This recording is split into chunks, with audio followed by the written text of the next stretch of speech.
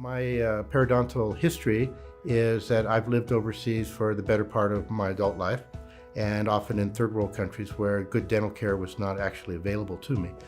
The depth of the gum line was not receding up, but was becoming very, very thin. And as a consequence, the exposure of the roots of the teeth was becoming kind of dangerous in the sense I could lose the teeth. Also, there's a lot of hypersensitive to cold and to heat. And there was always this kind of, almost like a tingling feeling in the gum line and everything, which was uncomfortable, but also was a kind of a trigger signal that I really needed to do something. And where I was living outside the US, this kind of dental care was just not possible at all.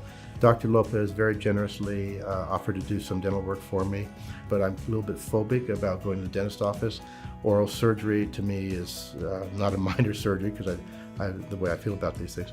But I found, working with Dr. Lopez is that his patient care, his genuineness, his personality, his ability to put me at ease when I'm a little bit phobic, really helped a lot. And plus, he's got just the best staff. I have complete confidence. My own personal experience with this dental practice is that literally it has saved my teeth. And as I'm looking at life now, I'm 63 years old.